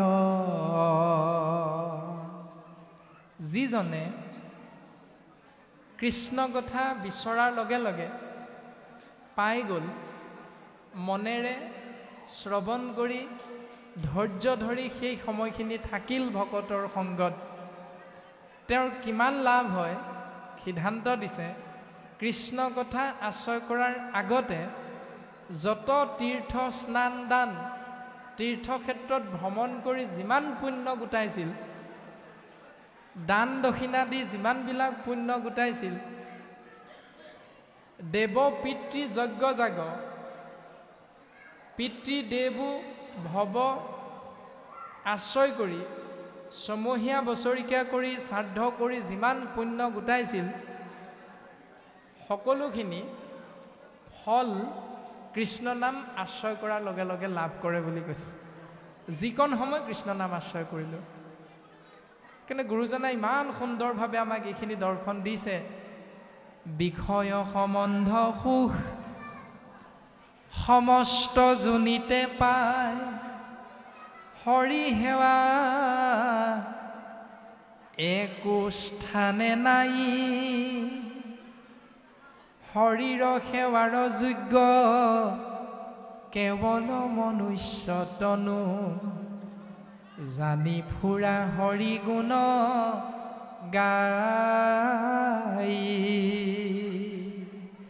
সন্তান জন্ম দি বংশ বৃদ্ধি কৰিব লাগে চৰাই চিৰিকটি গছ লতা মাছ কাছ সকলোৱে জানে কেনেকৈ নিজৰ বংশটো বৃদ্ধি কৰিব লাগে তেনে ক্ষেত্ৰত আপুনি মই মানুহে নাজানিম নেকি বিষয় সম্বন্ধীয় সুখটো কেনেকৈ পাব লাগে আমি সকলোৱে জানো কিন্তু শাস্ত্ৰই কৈছে বিষয় সম্বন্ধ সুখ যদি পাবৰ ইচ্ছা কৰা চৰাই জন্ম হ'লেও তুমি হেতু সুখ পাবা গাহৰি কুকুৰ মেকুৰী গৰু ছাগলী জন্ম হ'লেও সেই জীৱ তুমি সেই সুখটো পাবা কিন্তু শৰীৰৰ সেৱাৰ যোগ্য হৰিক সেৱা কৰি জীৱন ধন্য কৰাৰ যি যোগ্যতা এইটো কিন্তু গৰু ছাগলী বা ইতৰ প্ৰাণীত তুমি অৱস্থান কৰিলে নোপোৱা পাবা কেৱল 24টা তত্ত্বৰে গঠিত মনুষ্য নামৰ এই শৰীৰটোত সেইকাৰণে ঋষভ প্ৰভুৱে তেওঁৰ পুত্ৰসকলক কৈছে মনুষ্য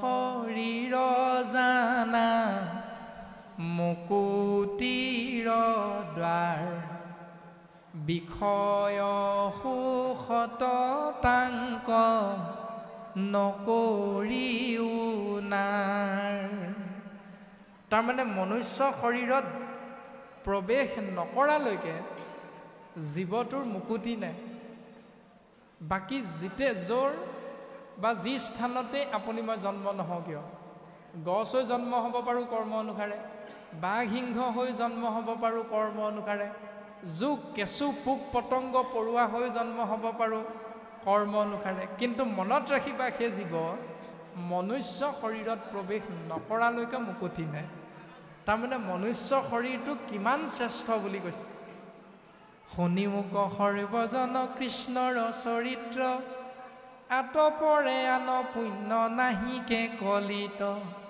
জানি যত্নে কৰা পান কৃষ্ণৰ চৰিত্ৰ জানি যত্নে কৰা পান কৃষ্ণৰ চৰিত্ৰ এতিয়া কৃষ্ণৰ চৰিত্ৰ জানি যত্নে বুলি কৈছে যত্ন সহকাৰে পালন কৰা যত্নটো কি লভি আছা জন্ম যিটো ব্ৰহ্মাৰো বাঞ্ছিত এই যত্নটোৰ কথা আমাক প্ৰকাশ কৰিছে যে মনুষ্য শৰীৰত প্ৰৱেশ কৰিবলৈ ব্ৰহ্মায়ো চিন্তা কৰিছিল ইচ্ছা কৰিছিল কিন্তু ব্ৰহ্মাৰো বাঞ্ছনী তাৰমানে ব্ৰহ্মায়ো চিন্তা কৰিছিল মনুষ্য জন্মটো পোৱা হ'লে মনুষ্য জন্ম কিমান শ্ৰেষ্ঠ এই কথাটো বুজাবলৈ গুৰুজনাই ব্ৰহ্মাক টানি আনিছে যে ব্ৰহ্মাই বিচাৰিছে মনুষ্য জন্ম পাবলৈ কিন্তু ব্ৰহ্মাই মনুষ্য জন্ম লাভ কৰিব নোৱাৰিলে তেনেহেন অপূৰ্ব তুলনাবিহীন এই শৰীৰটো তোমালোকে পাইছা সেই আত্মা গতিকে তোমালোকে বিষয় সুখবিলাকত অতিবাহি গৈ হৰি সেৱালে কোনো দিন পিঠি নিদিবা।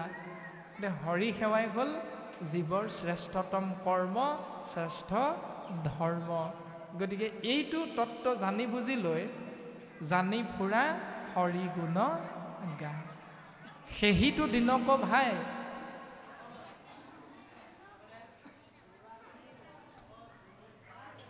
কৃষ্ণ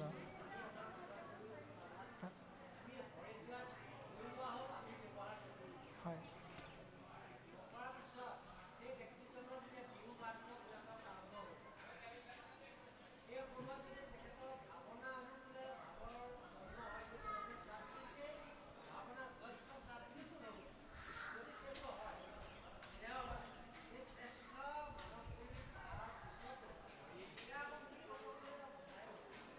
নাযায়। কৃষ্ণ হয়।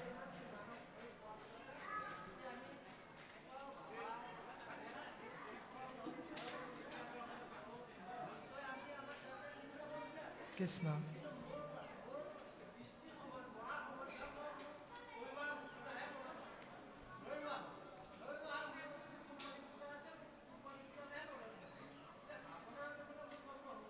কৃষ্ণ বাপজনাৰ চৰণ কমলত আমি সেৱা নিবেদন কৰা হৈছে। ভাগৱতে তাৰ উদাহৰণ দিছে সুন্দৰভাৱে।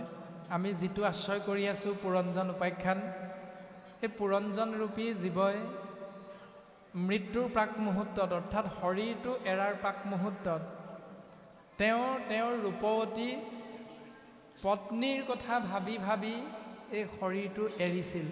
সেইকাৰণে পুৰঞ্জনৰ স্ত্ৰীৰূপ প্ৰাপ্তি বুলি আমাক এই দৰ্শনটো দিছে। যদি তুমি পত্নীৰ কথা ভাবি ভাবি মৃত্যু হোৱা, তেতিয়াহ'লে পাছৰ জন্মত তুমি স্ত্ৰীলিংগ হিচাপে জন্মগ্ৰহণ কৰিব লাগিব। আকৌ এটা দৰ্শন দিছে জড়ভৰত।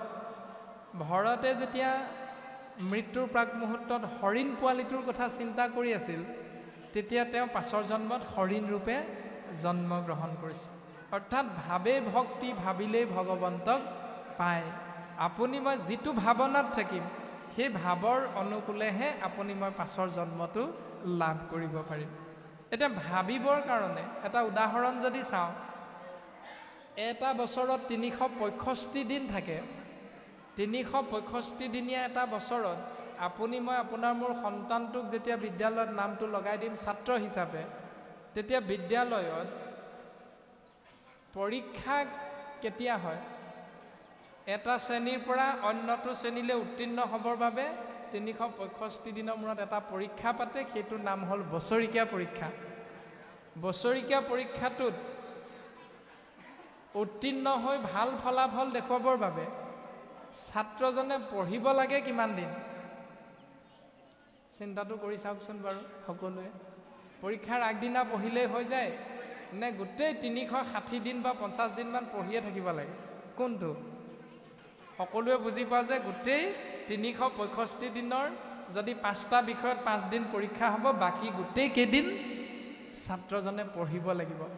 পঢ়ি থকাৰ পাছতো 5জনমান ছাত্ৰ কিন্তু অনুত্তীৰ্ণও হয়। আকৌ পঢ়ি থকাৰ পাছত তাৰে 10জনমান ছাত্ৰ তৃতীয় বিভাগত উত্তীৰ্ণ হয়। তাৰে 20জনমান ছাত্ৰ ছাত্ৰী দ্বিতীয় বিভাগত উত্তীৰ্ণ হয়। তাৰে 40জনমান ছাত্ৰ ছাত্ৰী প্ৰথম বিভাগত উত্তীৰ্ণ হয়। সেই যিটো দৰ্শন আমি বাস্তৱ বুজি পাওঁ, ঠিক তেনেকৈ আমি যদি ভাবোঁ বোলে মৰিবৰ সময়ত অজামিলে আইখন নাৰায়ণ বুলি কৈ মুকুতি লভিলে, আমিও মৰিবৰ সময়ত কৃষ্ণ বুলি কৈ দিম, হৈ যাব।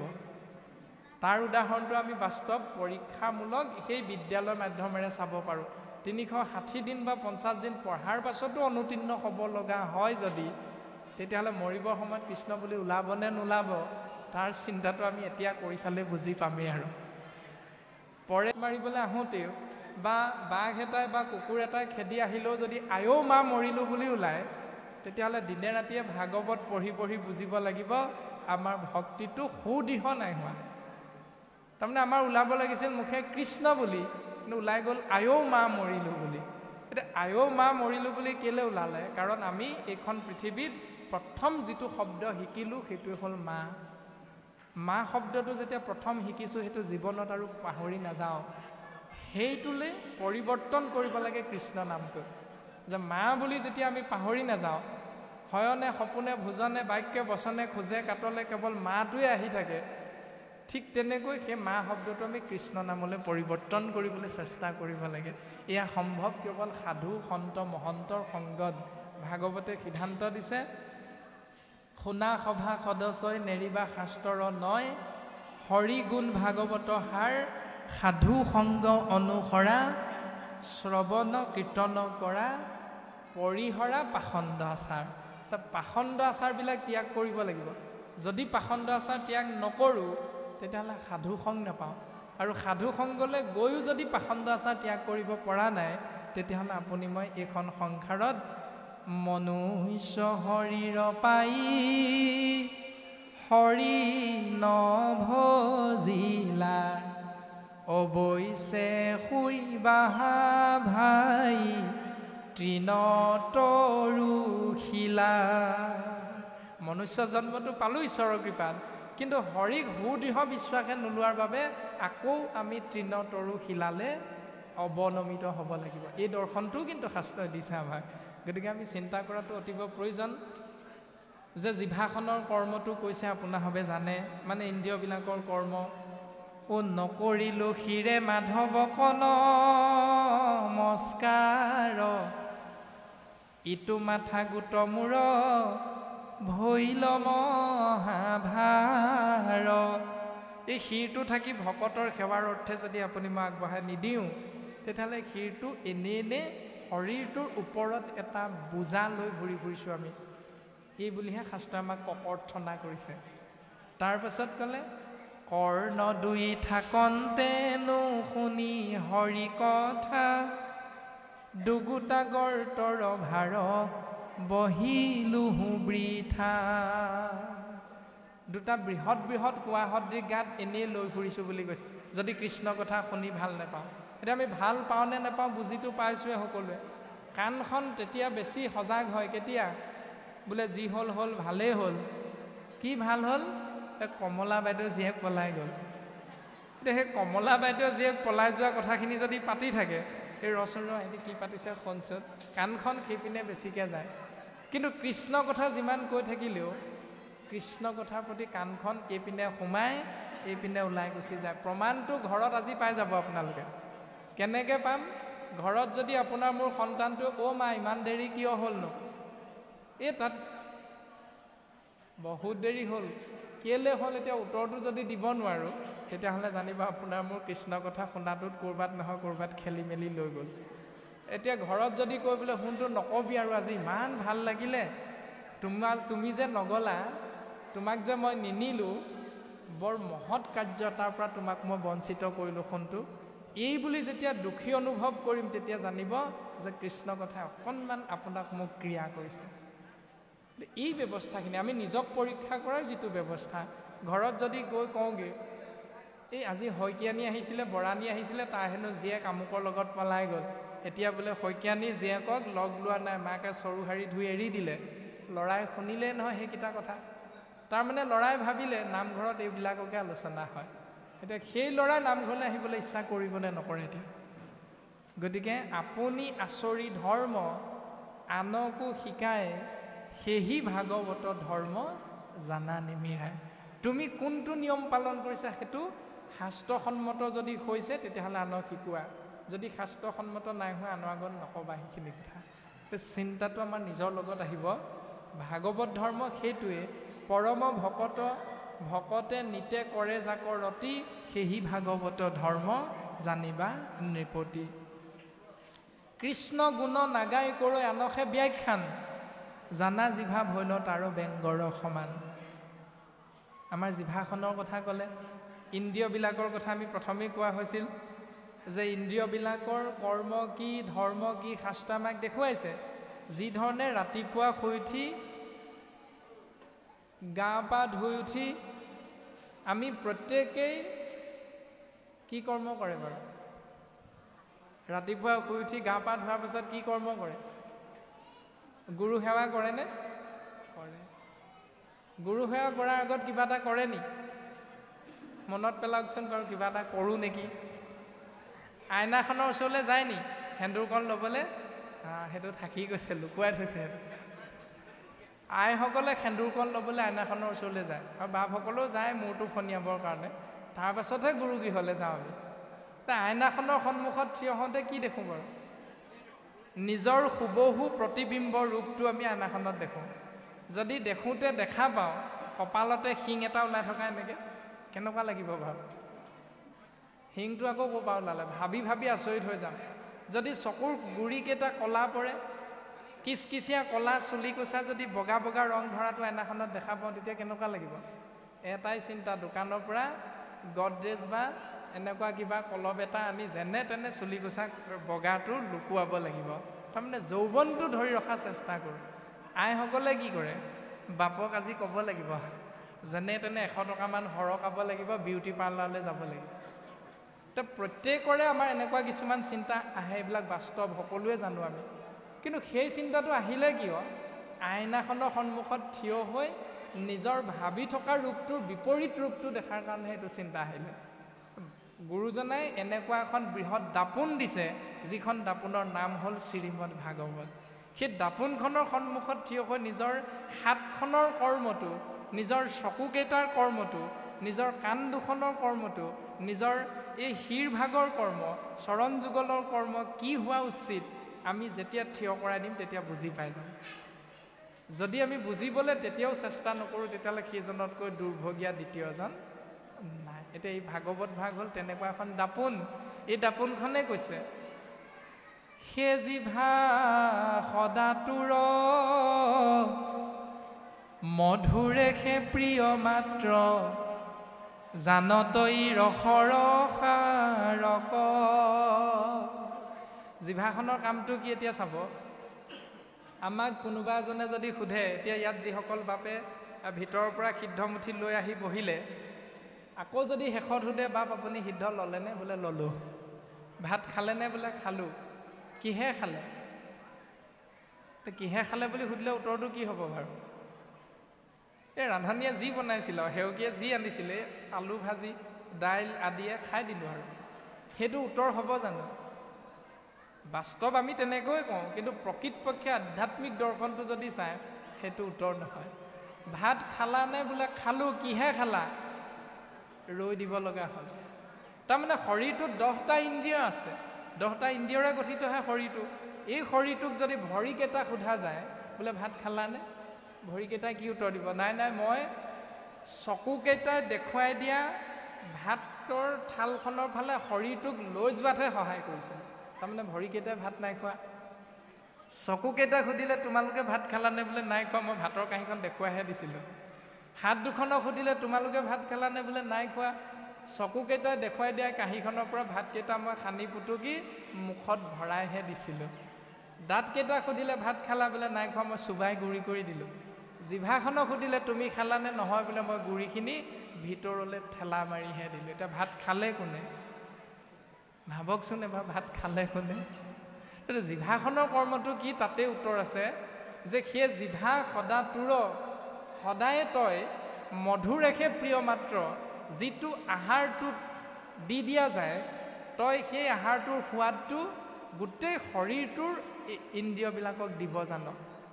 কোনটো বস্তুৰ সোৱাদ জ্বলা, টেঙা, তিতা, মিঠা, কেঁহা, এই সোৱাদবিলাক তই শৰীৰটোক দিব জান। তোৰ কাম সেইটোৱে, তোৰ ধৰ্মও সেইটোৱে। কিন্তু শাস্ত্ৰই কৈছে আন তেজী নিৰন্তৰে সেই সকলোবিলাক ত্যাগ কৰি নিৰন্তৰে পৰায়ুক মাত্ৰ পাণ, তই ইন্দ্ৰিয়বিলাকক আত্মাতত্বক পাণ কৰাবলৈ চেষ্টা কৰ। নাৰায়ণ নাম অমৃতক, তই নাৰায়ণৰূপী নাম অমৃতটো পাণ কৰাবলৈ চেষ্টা কৰ, তয়ো তৰিবি, আত্মাতত্বও তৰি যাব। এইটো জিভাখনৰ কৰ্ম ধৰ্মটো শিকাইছে শাস্ত্ৰই। গতিকে সেই জিভাখন থাকি আপুনি মই যদি নক'ব লগা কথা কওঁ বা নকৰিব লগা কৰ্মৰ প্ৰতি জিভাখনক যদি ব্যৱহাৰ কৰোঁ, তেতিয়াহ'লে সেইটো কেতিয়াও শৰীৰৰ ধৰ্ম নহয়। গতিকে এনেকৈ জিভাৰ ধৰ্মটো দেখুৱালে কৃষ্ণ গুণ নাগাই কৰৈ আনহে ব্যাখ্যান। যদি জিভাৰ ধৰ্মটো শাস্ত্ৰই কৈছে কৃষ্ণ গুণ বখানি থকা, তাকে নকৰি যদি আন কথাবিলাক বখানি থাকি ভাল পাওঁ, জানা জিভা ভৈল তাৰ বেংগৰ সমান। বেং মানে ভেকুলী, তেতিয়া সেই জিভাখনক কোৱা হৈছে ভেকুলীৰ জিভা।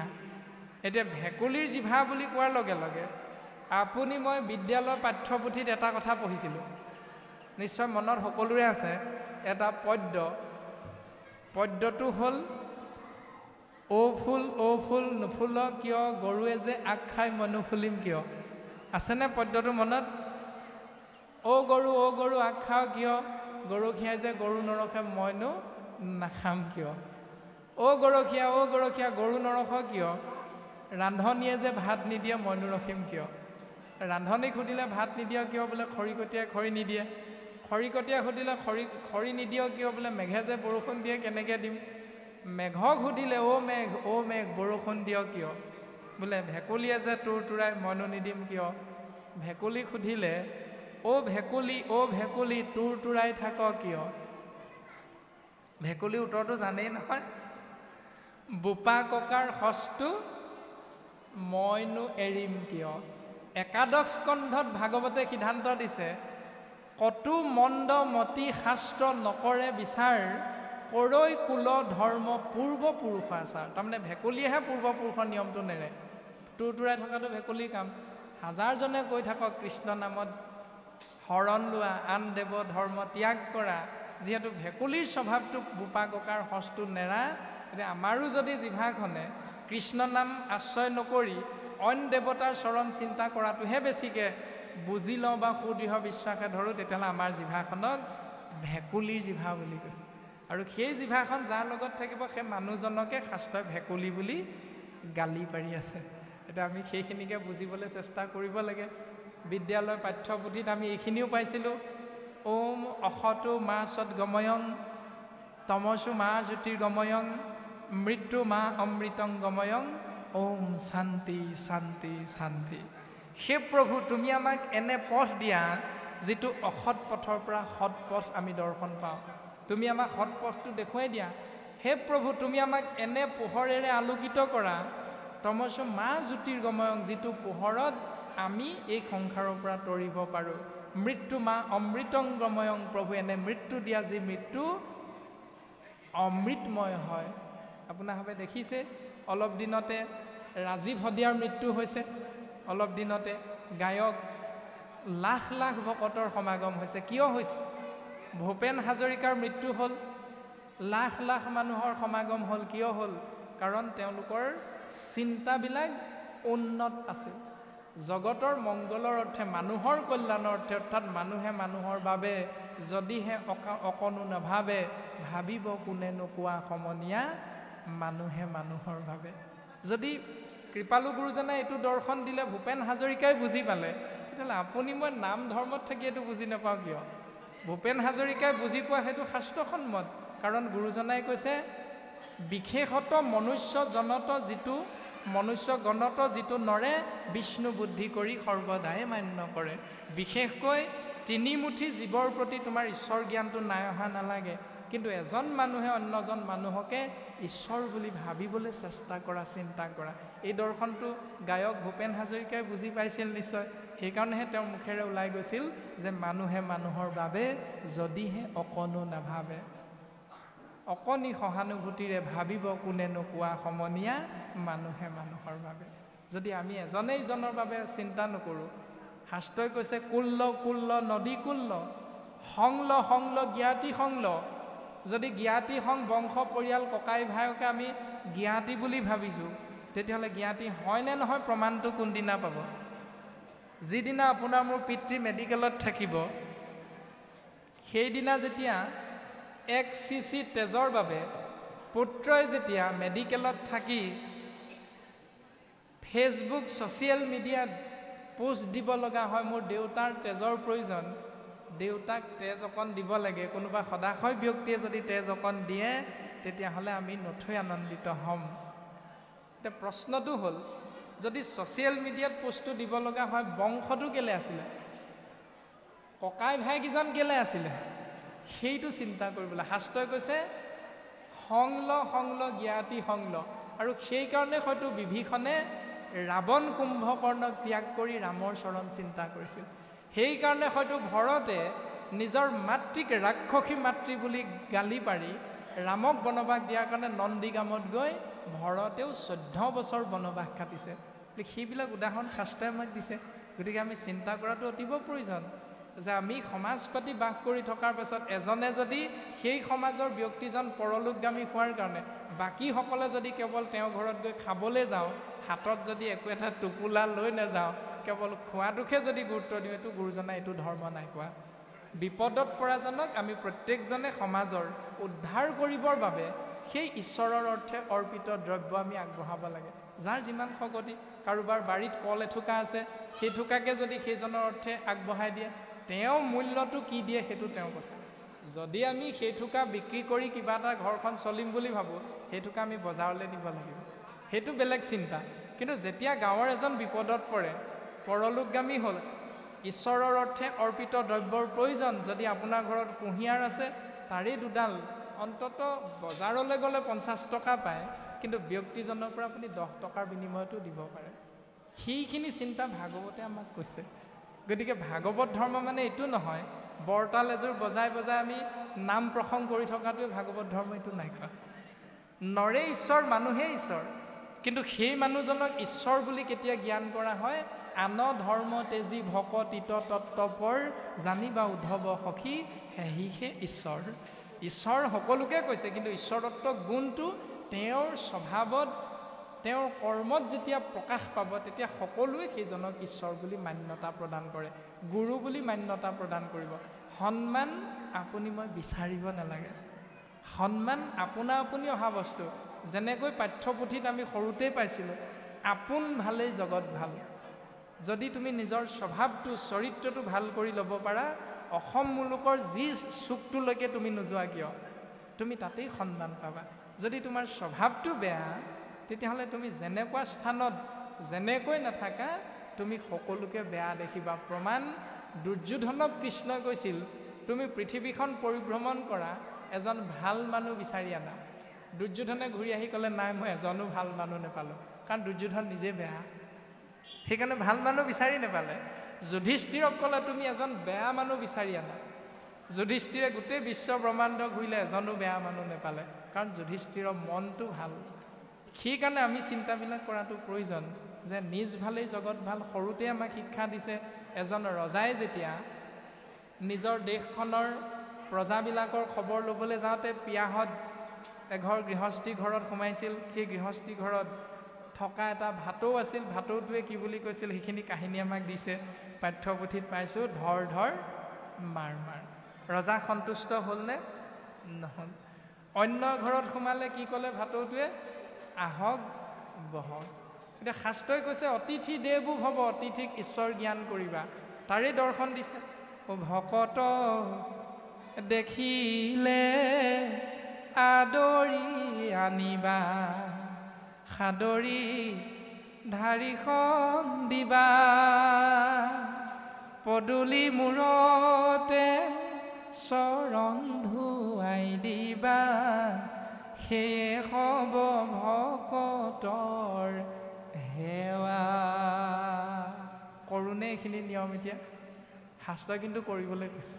এতিয়া আপুনি মই কি কৰোঁ? ভকতক অৰ্ডাৰ দিওঁ। আমাৰ অসমীয়া সমাজখনত এইটো নিয়ম আছে।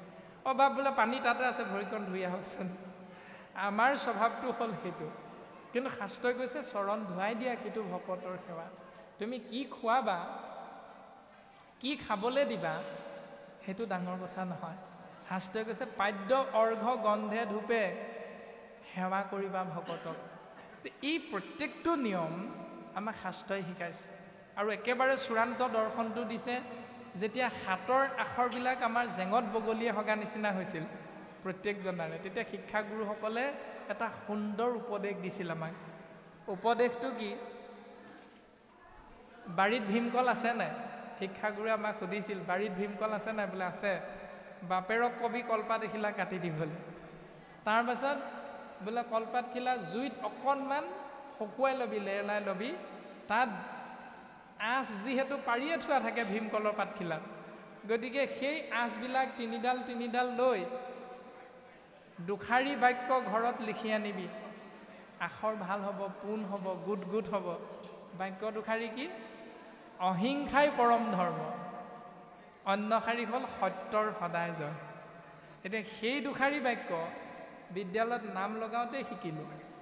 এতিয়া আপোনাৰ মই 60 বছৰ 70 বছৰ হ'ল, এতিয়া আকৌ অহিংসাই পৰম ধৰ্মটো আপোনাৰ মই হিংসা কৰাটোহে পৰম ধৰ্ম হৈ আছে। তাৰমানে শিকিলোঁ তেতিয়া, বুজিলোঁ আকৌ এতিয়াহে। কি বুজিলোঁ? তাকো ওলোটাকে বুজিলোঁ যে অহিংসাই পৰম ধৰ্ম। পঢ়িলোঁ কেনেকৈ তাক, অকলশৰীয়া কৰি দিলোঁ, তাৰপাছত হিংসা, তাৰপাছত অচৰিটো আঁতৰাই দিলোঁ। ই আমাৰ পৰম ধৰ্ম। প্ৰকৃততে বাক্যশাৰী আছিল অহিংসাই পৰম ধৰ্ম।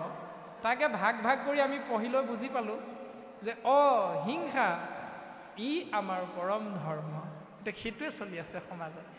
তাৰমানে যিদিনা পিতৃ মাতৃ পৰলোকগামী হয়, একাদশ দিৱসত নাম হয়, সন্ধিয়া সময়ত কি হয় বাৰু? আপোনালোকৰ ইফালে আছেনে নাই বাৰু আমি নাজানো। সন্ধিয়া সময়ত কিবা সেৱকীসকলে সিদ্ধান্ত লয় নহয়, লয়। খাৰ মাছ খোৱা কিবা নিয়ম আছে নি? নাই, সমাজ বিশেষে খাৰ মাছ খোৱা নিয়ম আছে। তাৰমানে মাছে মাংস এসাঁজ খাব লাগিব সন্ধিয়া সময়ত। তাৰপাছত ৰাতিলৈ আকৌ হাজাৰী ঘোষা পাঠ হয়। এনেকুৱা কিছুমান নিয়ম আমি বিভিন্ন সমাজত যাওঁতে দেখিছোঁ। সেইটো প্ৰাণী হিংসা কৰাটো। তাৰপাছত পিতৃ মাতৃ বছৰেকীয়া কৰ্মাৰ্থে কুকুৰা এটা মাৰিব লাগে। এনেকুৱা কিছুমান নিয়ম আপোনাৰভাৱে নিশ্চয় সমাজ ব্যৱস্থাত দেখা পায় বা শুনিছেও। ভাগৱতে সেইখিনি নাই কোৱা যে অহিংসা নীতিটোহে হ'ল জীৱৰ ধৰ্ম। তাৰপাছত ক'লে সত্যৰ সদায় জয়। এতিয়া সত্য কি? প্ৰথমে আমি আশ্ৰয় কৰা হৈছিল আশীৰ্বাদ ভাগ আগবঢ়াওঁতে, সেই কৃষ্ণ তুমি মাত্ৰ চৈতন্য স্বৰূপ নিত্য, সত্য শুদ্ধ জ্ঞান অখণ্ডিত। তাৰমানে কৃষ্ণ সত্য, কৃষ্ণ শুদ্ধ, কৃষ্ণ চৈতন্য, কৃষ্ণ অখণ্ডিত জ্ঞান। তাৰ বিপৰীত শব্দবিলাক কি কি? এতিয়া সত্যৰ বিপৰীত অসত্য। কৃষ্ণ যদি সত্য হয়, 33 কোটি দেৱ দেৱতা হ'ল অসত্য। কৃষ্ণ যদি শুদ্ধ হয়, 33 কোটি দেৱ দেৱতা অশুদ্ধ। কৃষ্ণ যদি চৈতন্য হয়, 33 কোটি দেৱ দেৱতা অচেতন। এতিয়া আমিতো BA MA পাছ কৰিলোঁ, চৰকাৰৰ ঘৰত চাকৰি এটা নাপালোঁ, দেউতাৰৰ ধন টকা পইচা আছিল কাৰণে ব্যৱসায় এটা কৰিবলৈ দোকান এখন দিলোঁ। শিক্ষিত যুৱকজনে দোকানখন দি বিদ্যালয়ৰ শ্ৰেণীকোঠাতেই দিয়া সত্যৰ সদায় জয় আশ্ৰয় কৰি আমি কি কৰিলোঁ? বিশ্বকৰ্মা ফটোখনত ধূপডাল জ্বলাই দিলোঁ। এতিয়া সত্য কোন আছিলে? BA পাছ কৰিলোঁ, কিন্তু MAও পাছ কৰিলোঁ, ডিগ্ৰীটোও ল'লোঁ, ডাক্তৰ ইঞ্জিনিয়াৰো হ'লোঁ। আহি ঘৰলৈ গাঁৱৰ সমাজখনলৈ আহি তেওঁৰ সহপাঠী হিচাপে এৰি থৈ যোৱা ব্যক্তিজনৰ ওচৰত আঁঠু লৈ মূৰ দুৱাই মুণ্ডন কৰি দিলোঁ। পিতৃ মাতৃ পৰলোকগামী হ'ল। বোলে মুণ্ডন কেলে কৰিব লাগে? সেই ইঞ্জিনিয়াৰজনে, সেই ডাক্তৰজনে এই মেট্ৰিক ফেইল ব্যক্তিজনক আহি এবাৰো নুসুধিলে গাঁৱত যে তুমি কৈছা মুণ্ডন কৰিবলৈ, মই কৰিম বাৰু। তুমিয়ে মই যিহেতু একে ক্লাছৰে আছিলোঁ, মই অকণমান পঢ়াত ভাল কাৰণে মই ওলাই গ'লোঁ বাহিৰলৈ, তুমি গাঁৱতে থাকিলা, তাৰপিছতে তুমি শাস্ত্ৰ পঢ়ি নাম গুণ গাই তুমি ভকত হ'লা, মই ডাক্তৰ হ'লোঁ। পাৰ্থক্য এইটোহে। কিন্তু ডাক্তৰজনে আহি গাঁৱৰ ঘৰত পিতৃৰ কৰ্মটো কৰিবলৈ আহোঁতে যেতিয়া মুণ্ডন কৰিব লাগিব বুলি কয়, তেতিয়া ডাক্তৰজনে এবাৰো সোধেনে তেওঁ যে মুণ্ডননো কৰিলে হ'ব কি, কিয় কৰিব লাগে? নকৰিলেনো কি হ'ব বুজাই দিয়াচোন। কোনোবা এজনে সোধেনে? নুসুধে। তাৰমানে পূৰ্ব পৰম্পৰা কৰ্ম, সেই পৰম্পৰা কৰ্মটো কৰিবলৈ কৈছে, কৰি আছোঁ। আৰু কৰিব লাগে কেলে নেলাগে কেলে কোনোদিন তাৰ বিচাৰ আমি নকৰোঁ, মাত্ৰ কৰিব লাগে, কৰি আছোঁ। এইখিনি চিন্তা আমি শাস্ত্ৰৰ মাধ্যমেৰে আগবাঢ়িব লাগিব। গতিকে ভাগৱত ধৰ্ম মানে খোল এটা লৈ, খোল এভাগ লৈ, বৰতাল এযোৰ লৈ নামঘৰত গৈ নাম প্ৰসংগ কৰিলোঁ, বৰগীত এভাগ গালোঁ, এইটোৱে ভাগৱত ধৰ্ম নহয়। প্ৰত্যেকজন মানুহে বিপদৰ সময়ত ঈশতত্ত্ব জানি আমি ইজনে সিজনক সহায় কৰিব লাগিব। সমাজ পাতি, গাঁও পাতি যেতিয়া বাস কৰি আছোঁ, প্ৰত্যেকেই প্ৰত্যেকৰ ভুল চিন্তাখিনি শাস্ত্ৰৰ মাধ্যমেৰে আগবাঢ়িব লাগিব। যে মই এনেকৈ আগৰ পৰা দেখি আছিলোঁ, এনেকৈ কৰিব লাগিব, এইটো নহয়। আমাক এখন চানেকি দিছে গুৰুজনাই। যেনেকৈ হোটেলত আমি এসাঁজ খাবলৈ যাওঁতে হোটেলৰ বয়টোৱে আহি মেনু কাৰ্ড এখন দিয়ে, নিৰামিষ আহাৰ কিমান, মাছ ভাতৰ কিমান, মাংস ভাতৰ কিমান। আপুনি মই দামটো চালোঁ, চাই পকেটত কিমান পইচা আছে হিচাপ কৰি চালোঁ, নহয় বোলে নিৰামিষে খাব পাৰিম কাৰণ পকেটত সিমান পইচা নাই। ঠিক তেনেকৈ গুৰুজনে আমাক এই মেনু কাৰ্ড ৰূপী ভাগৱত ভাগী আমাক দি থৈ গ'ল। গতিকে ভাগৱত ভাগীৰ জৰিয়তে আমি প্ৰত্যেকেই চিন্তা কৰি আমি জীৱনটো যদি আগবঢ়াই নিওঁ, ভুল শুদ্ধ বিচাৰ কৰি শুদ্ধ মাৰ্গেৰে যদি আগবাঢ়ি যাওঁ, প্ৰত্যেকৰে জীৱন ধন্য হ'ব।